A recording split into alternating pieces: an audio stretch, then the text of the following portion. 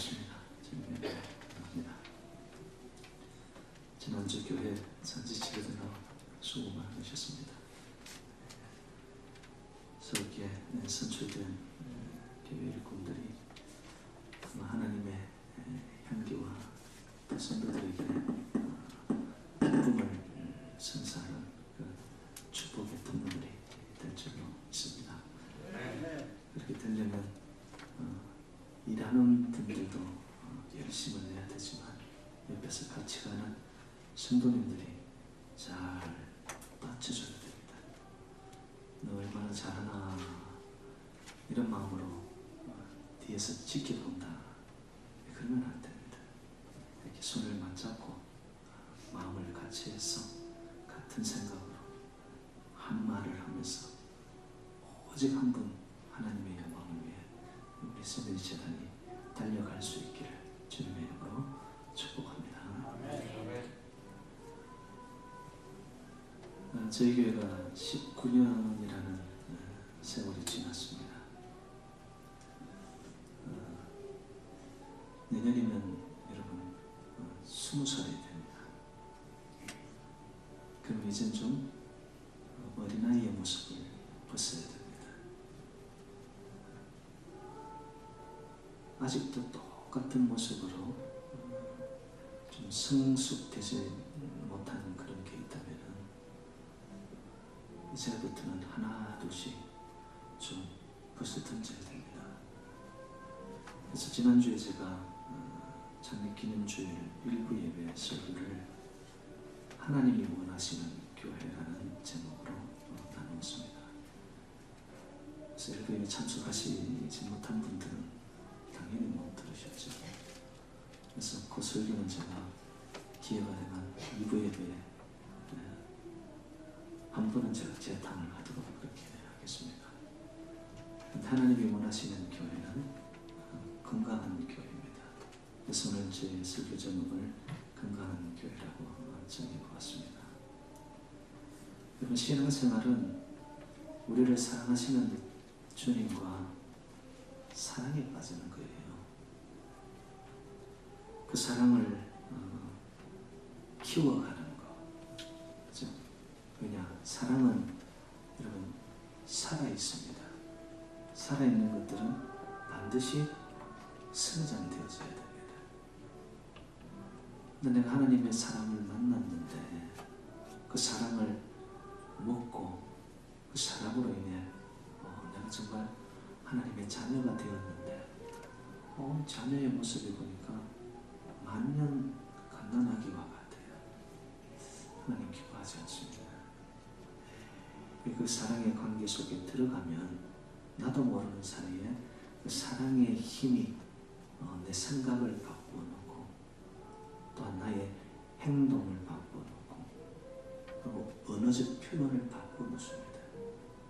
그래서 아름다운 향기를 바라는 익어지는 성도들이 되어야 되겠죠. 그래서 주님과의 관계가 깊어지면 깊어질수록 우리의 믿음도 성숙되어지게 됩니다. 하나님의 사랑을 알고 그 사랑 가운데 거하는 사람들 혹은 그런 사랑을 체험하고 만나기를 원하는 사람들이 모인 공동체가 교회라고 할 수 있습니다. 하나님은 사랑임을 믿으시죠? 아멘. 하나님의 그 본질이 사랑이란 말이죠. 하나님이 세상을 이처럼 사랑하사. 그런데 그 사랑의 기운이 교회 안에 성도들의 삶의 이 중심 안에 항상 흘러넘쳐야 되는 것이죠. 그래서 교회는요 외적인 것에 초점을 두지 않습니다. 교회는 사람에게 초점을 둡니다. 어떤 사람? 하나님의 사랑을 만난 사람.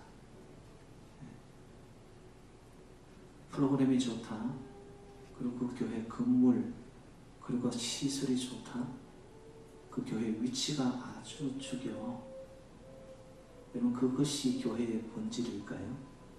절대 그렇지 않습니다. 교회를 헬라어로 에클레시아라고 표현합니다. 구주로 고백하는 자들의 모임, 그것을 교회입니다. 그래서 저와 여러분이 만약에 이곳에 없다, 여러분 건물로 가지고는 교회라고 할 수 없는 거예요. 교회라는 이름만 가지고 교회가 될 수 있는 거 아니에요. 여러분 한 분 한 분, 저를 포함해서 우리 모두가 교회라는 거죠. 그래서 내 안에 진짜 하나님의 그 죽어도 좋을 사랑이 흘러가고 있는가, 여러분들 항상 생각해야 됩니다. 그 하나님의 사랑, 그리스도를 사랑하는 한 사람 한 사람이 모인 공동체가 교회라는 것이죠.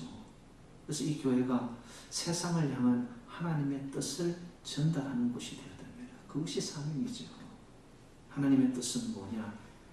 온 세상이 하나님이 주인이시구나. 하나님이 이 세상을 사랑하고 계시는구나. 그리고 그 하나님의 사랑을 만나게 하기 위해서 저와 여러분들이 먼저 부름을 받았고, 부름받은 저와 여러분들이 사랑의 통로로 사랑의 향기를 바라면서 이 땅에 전달자, 다리 역할, 가교 역할을 감당하는 사랑의 통로가 바로 성도들이 되어야 되는 줄로 믿습니다. 그래야 할 때 하나님의 나라가 저와 여러분들을 통해서 확장되고 부흥하고 점점점 하나님의 나라가 이 땅에 임하게 되는 것이죠. 그래서 저는 이 사명을 어떻게 감당해야 될까? 어떻게 하면 사랑의 통로 역할을 감당할 수 있을까? 그래서 오늘 본문을 의뢰해서 제가 함께 좀 나누려고 하는데요.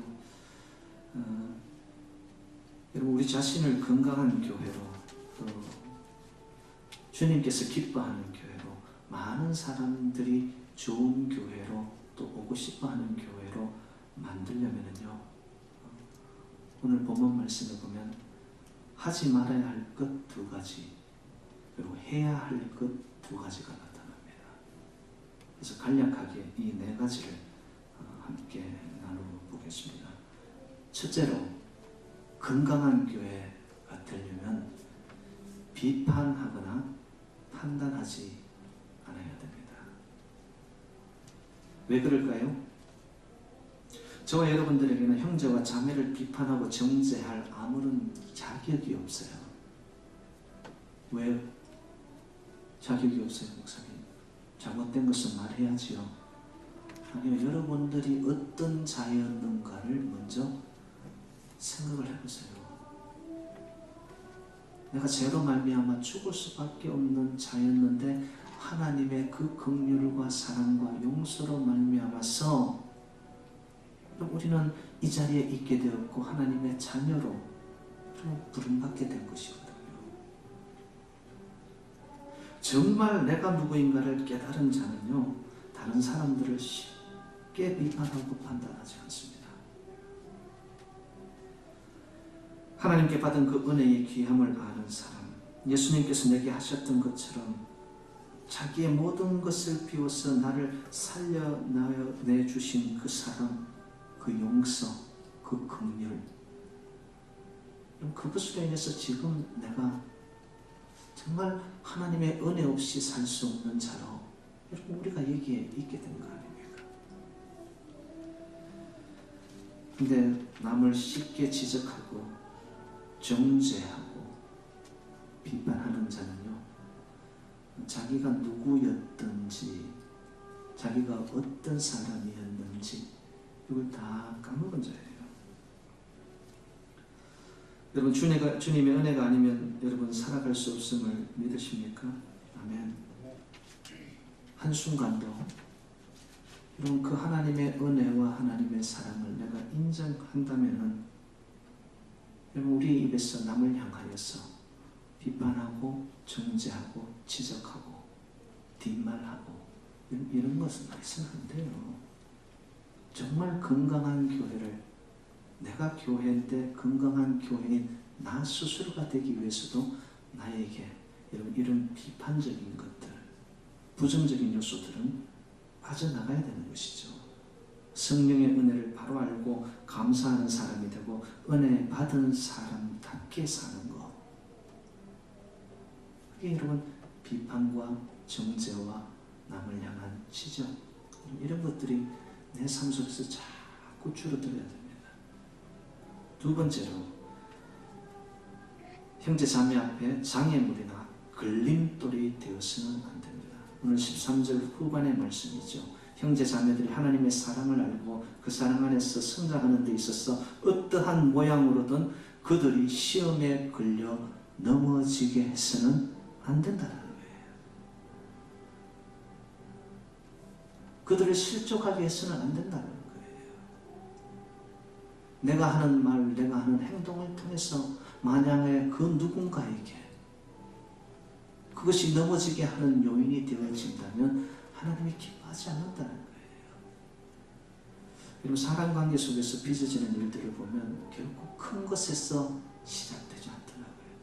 굉장히 사소한 겁니다.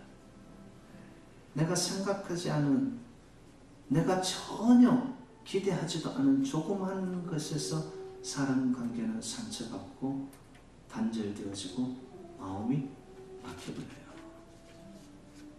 그래서 여러분이 교회의 진정한 디딤돌인지 거침돌인지 한번 생각해 보시기 바랍니다. 어떤 말, 어떤 행동을 내가 하고 있는가? 내 말 때문에, 나의 어떤 행동 때문에 누군가가 마음의 상처를 받고 시험이 들어 믿음의 길에서 실족하게 되어졌다면, 그의 입에서 하나님의 사랑을 부정하는 말이 나오게 만약에 했다면 여러분 정말 돌아봐야 되겠죠.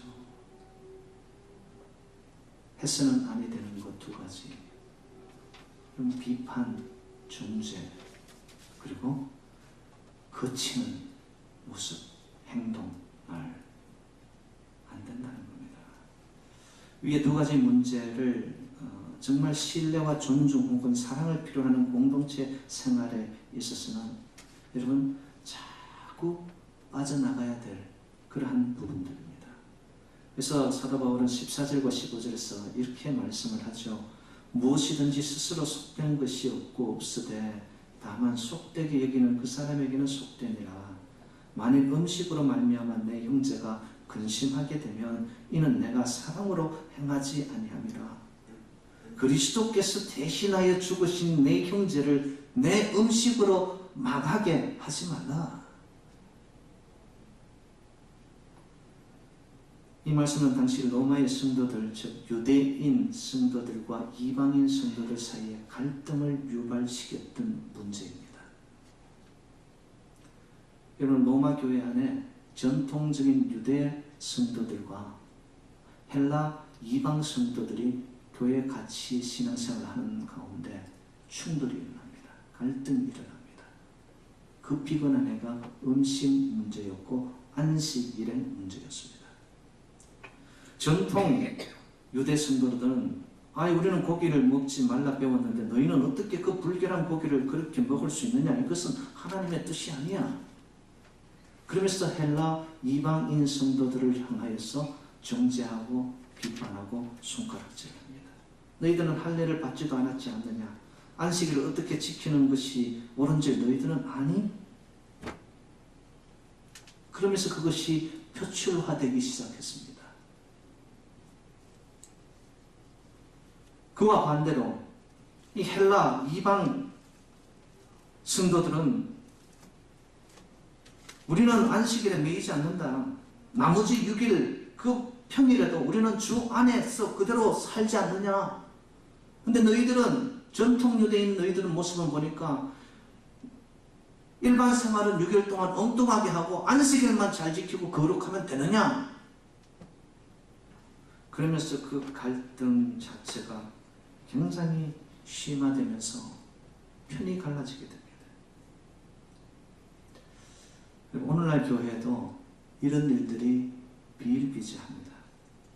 실제적으로 본질적이 아닌 것을 가지고 굉장히 본질적인 것인 줄로 알고 거기서 갈등이 빚어지고 싸움이 일어납니다. 어느 교회 창립 기념주의를 기하면서 우리가 그래도 선물을 준비해야 되지 않느냐. 그래서 의견을 이렇게 나누게 되는 가운데 떡을 해야 된다, 빵을 해야 된다. 그래서 이걸 놓고 몇 시간 동안 의논을 한 거예요. 그래서 결론은 결국 떡을 하자고 결정이 났습니다. 결정을 났으면 그냥 아무 떡이나 하면 되잖아요. 근데 거기서 떡을 놓고 또 인절미를 해야 되느냐, 시골떡을 해야 되느냐, 또 이걸 놓고 몇 시간 동안 의견 충돌이 일어날 거예요. 근데 결론은 시루떡으로 결론이 또 났어요. 자, 그럼 그걸로 끝나야 되지 않습니까? 근데 그 사건으로 인해 그 교회에 인절미 파와 시루떡 파가 딱 나누어졌다. 여러분, 교회에 이런 일이 있을까요, 없을까요? 너무나 많습니다. 어떤 옷을 입고 교회에 와야 되느냐? 예배 음악은 어떻게 해야 되느냐? 예배 음악 속에 웬 드럼이 들어오고 이 난리 법석이냐? 교회는 그래도 전통적이고 클래식한 피아노나 올간만 가지고 할 수 있으면 되는 거 아니냐? 정말 그게 중요한 이슈입니까?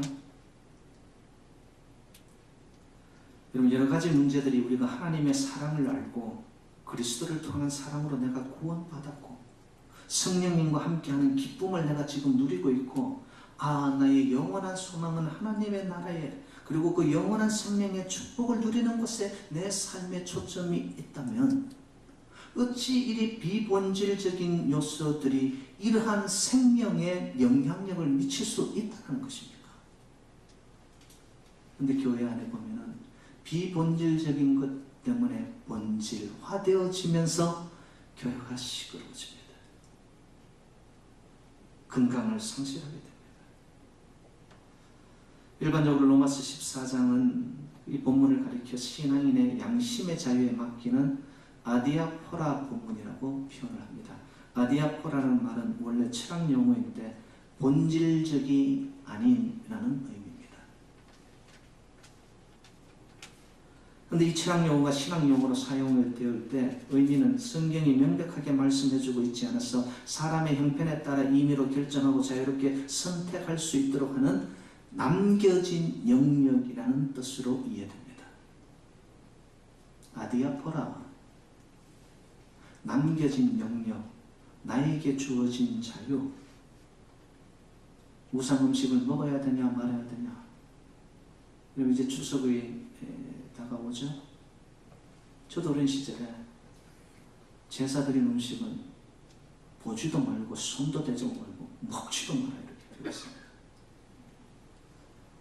근데 그거 아깝더라고요. 왜 안 먹어야 되는가? 어린 마음에도.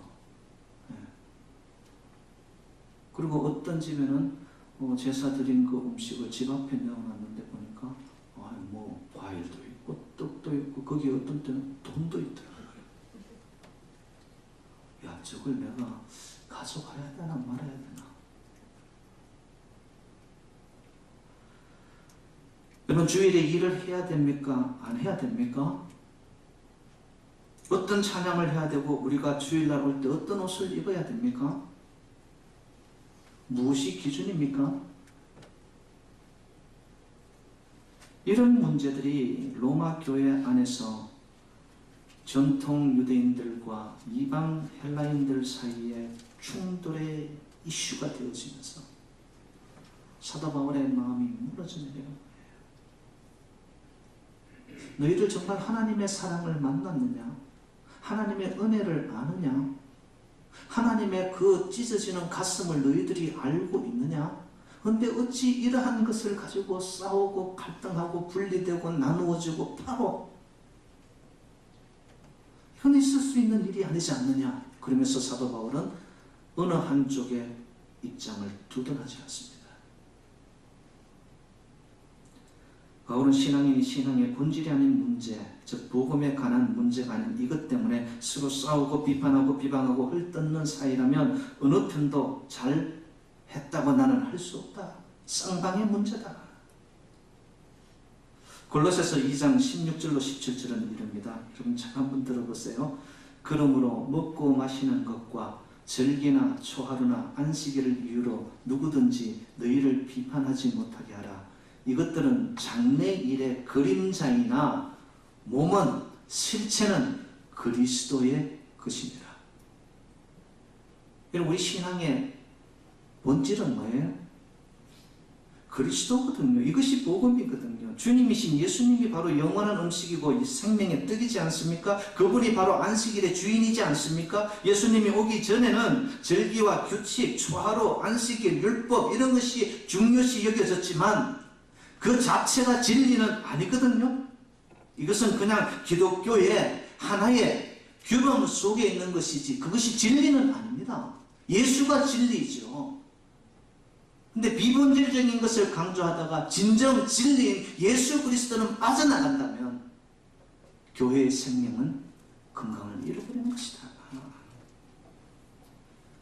저희 재단은 여러분 비본질적인 것 때문에 왈가왈부, 비판, 정죄, 남을 쉽게 말하고 그 침돌이 되어지는 여러분 그런 분위기가 아니라 정말 여러분 한 분 한 분이 예수 생명, 예수 향기, 예수 진리 위에 충만하여져서 여러분 하나님의 그 사랑과 은혜로 충만할 때에 비본질적인 것은 여러분 아주 자연스럽게 모든 것이 덮여지면서 오직 예수의 빛과 생명만 나타나는 건강한 새누리 재단이 되시기를 주님의 이름으로 축복합니다. 우리 각자 선호하는 문제들, 개인적인 필요에 따라 제기되어지는 문화적인 문제들, 여러분 그러면 이것은 어떻게 판단해야 되느냐? 이것도 중요하잖아요. 어떤 잣대가 없이 마구잡이로 함부로 다 해서 되는 건 아니잖아요.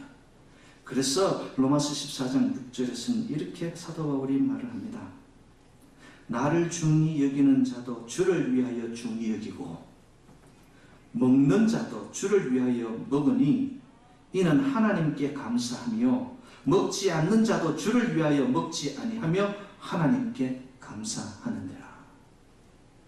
그러면 이 말씀에서 핵심적인 한 단어를 찾는다면 주를 위하여. 여러분 정말로 안식일을 지키지 못하고 일을 해야 되는 상황, 그러나 일을 했다가도 다시 올 때 여러분의 중심이 내가 주를 위하여서 하고 있다라는 생각이 드십니까? 그러면 됐어요. 어떤 분들은 지금도 유대인들은 그런다고 합니다.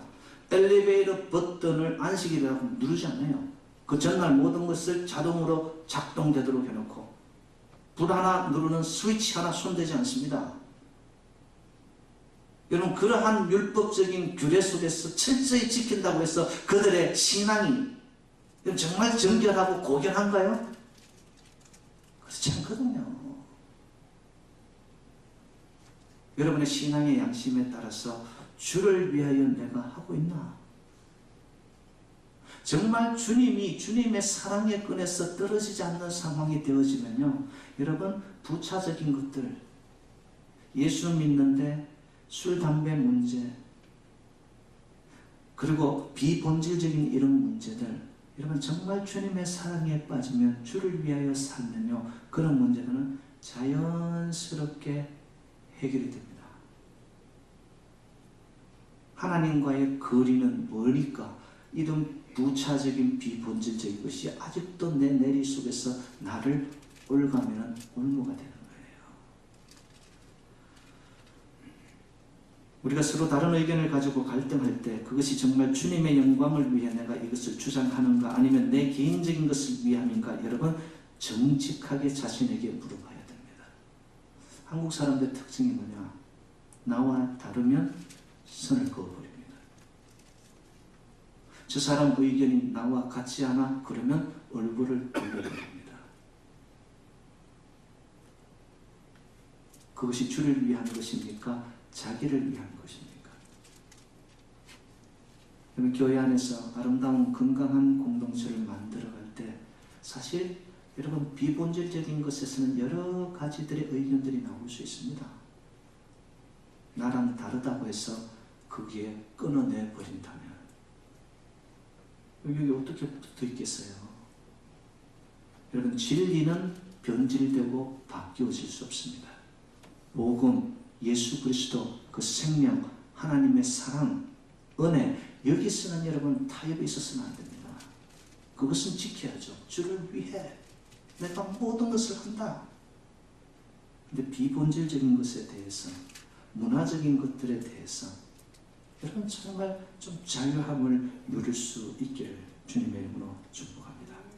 우리가 교회 안에서 복음과 상관없는 것, 즉 우리가 주님의 뜻을 사는 것과 별 상관이 없는 세상의 문화적인 문제, 개인의 선호도에 관한 문제를 마치 교회의 본질적인 문제냐 주장하면서 서로에게 강요를 한다면, 그럼 거기서 오는 관계의 아픔, 불편함 때문에 우리의 마음이 기쁨을 상실하게 되는 거예요.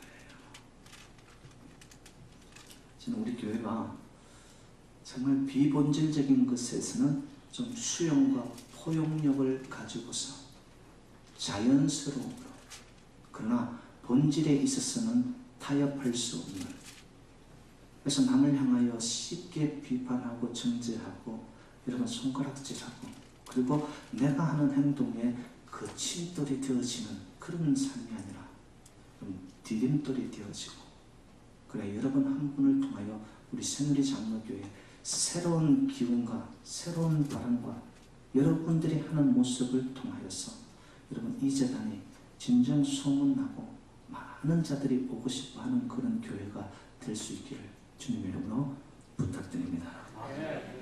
그러면 해야 될 것 두 가지. 세 번째죠. 건강한 교회로 성장하기 위해서 우리는 하나님의 나라가 중심이 되고 그 의미를 깨달아 온전히 하나님 나라를 섬겨가야 됩니다. 오늘 보면 17절 말씀입니다. 하나님의 나라는 먹고 마시는 것이 아니요 오직 성령 안에 있는 의와 평강과 희락이라. 먹고 마시는 것이 중요하지 않다는 이야기가 아닙니다. 그런데 그보다 더 중요한 교회의 본질은 성령 안에서 누리는 의와 희락과 화평이 나타나야 된다는 겁니다. 성령 체험은 하지 아니하고 이상하게 교회에 와서 목적을 인간적인 것으로 하기 위해서 그것이 주가 되어서 온다면 그 사람은 땅의 나라를 추구하는 것이지 하나님의 나라하고는 무관합니다. 건강한 교회가 되려면 우리의 재단에는 하나님의 나라와 하나님의 의를 세워지는 그런 복된 건강한 교회가 될 수 있기를 주님의 이름으로 축원드립니다. 하나님께 의롭다 여김을 받고 성령이 주시는 기쁨을 누리는 것, 내 안에 내가 주체할 수 없는 놀라운 희락과 놀라운 평강과 그리고 내가 옳은 길을 가고 있다는 의의 삶을 살고 있다는 거기에 대한 자기 스스로의 자부심, 교만이 아니죠. 아, 내가 하나님의 자녀로 이러한 것이 나에게 있구나. 그것이 모아질 때 모든 초점은 하나님의 나라를 향하여서 City of God, 하나님의 도성을 향하여 우리의 삶이 초점이 맞추어질 때, 여러분 초점이 맞추어지면 반드시 거기에는 불이 일어나게 되어집니다. 여러분 성령 안에 있는 의와 평강과 희락이 있으신가요? 여러분 그것을 성전 안에서 많이 발산하시고 나누어 주시기를 주님의 이름으로 부탁드립니다. 하나님을 사랑하는 자, 그 사랑 때문에 내 죄를 회개하여 내 죄사함을 받은 자, 하나님의 용서로 말미암아 이제는 하나님의 자녀로 부름을 받은 자, 이 모든 자들은 매일매일의 삶의 현장 속에서 성령에 붙들리는 자가 되어야 되겠죠. 그리고 나를 통하여 오늘도 내가 하나님의 나라를 세워가고 있다라는 작은 일이지만 하나님이 기뻐하는 그 일을 내가 하고 있다라는 자기 스스로에 대한 영적인 자부심, 이것이 여러분 교회를 세우는 것입니다. 그래서 하나님의 사랑이 선포되어지고 경험되어지고 나누어지는 것이 하나님의 나라이지 않겠습니까? 그래서 교회가 주님이 기뻐하시는 건강한 교회가 되려면 바로 하나님 나라 중심, 거기에 성령으로 인한 의와 희락과 화평, 평강이 저와 여러분에게 충만하시기를 바랍니다. 마지막으로 19절 말씀을 보면 화평을 도모하는 일과 덕을 세우는 일에 힘써야 합니다. 건덕, 덕을 세우는 자, 덕을 허무는 자가 아니라, 그리고 저와 여러분들은 화평의 사도로 살아야 됩니다. 예수님이 이 땅에 오신 것은 땅과 하늘의 죄로 말미암아 막혀진 것을 화목제물로 오셔서 둘로 나누어진 것을 하나로 만들고 허물어진 그곳에 화평으로 나타나서 온전히 담벼락을 허물어뜨리시사 우리를 화목하게 화평하게 하시기 위하여 오신 이가 예수 그리스도이지 않습니까? 세상의 나라는 자기의 원하는 것을 얻기 위해 다른 사람을 이용합니다. 그러나 하나님의 나라는 나를 희생하고 헌신해서 다른 사람을 섬기는 것이 하나님의 나라입니다. 예수님이 바로 그렇게 보여주셨습니다. 그분이 평화의 왕으로 오셨다면 우리는 그분을 따라 여러분 화목하고 더 나아가서 교회에 덕을 세우는 자로, 그럴 때 우리 교회는 반드시 건강한 교회가 될 줄로 믿습니다. 서로를 존중하고 인정해주고 서로에게 용기를 주는 그러한 성도님들, 그러한 교회가 되어질 때에 우리 교회는 앞으로의 가는 길이 분명 지나온 길보다도 훨씬 더 하나님의 영광을 드러내는 복된 재단이 될 줄로 믿습니다. 수많은 사람들이 좋은 교회를 찾고 있습니다. 내가 또 바로 그런 교회의 멤버가 되기를 원합니다. 그런데 어디서 그런 교회를 찾을 수 있을까요? 좋은 교회는, 건강한 교회는 하늘에서 뚝 떨어지는 거 아닙니다. 좋은 교회, 건강한 교회는 여러분들로 인해서 세워지고 만들어져 가는 교회인 줄로 믿습니다. 많은 사람들은 소문난 좋은 교회에 가면 자기 인생이 일사천리가 되겠지. 그렇지 않습니다. 정말 행복한 자는 좋은 교회, 좋은 성도, 건강한 성도가 되고자 꿈을 꾸는 자입니다. 그런 자들이 모아진 교회에서 건강하고 좋은 교회를 만들어가는 것이죠. 그럼 어떻게 좋은 교회를 만들 수 있느냐? 지금까지 제가 말씀을 드렸습니다. 하나님의 사랑을 이미 경험한 저와 여러분들 아닌가요? 하나님과 함께하는 것이 인생의 참 기쁨인 것을 아는 저와 여러분들 아닌가요? 바로 저와 여러분들을 통하여 건강한 교회가 세워지는데 시작점, 여러분들이 주인공이 되시기를 주님 이름으로 축복합니다.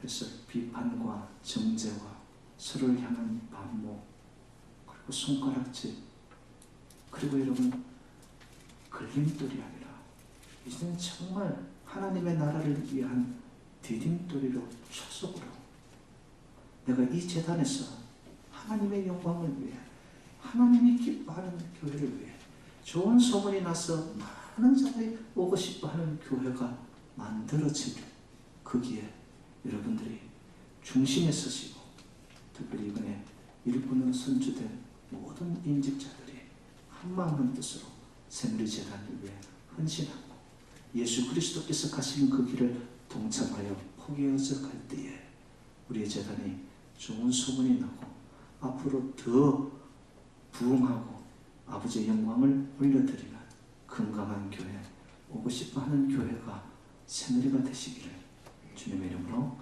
축원드립니다.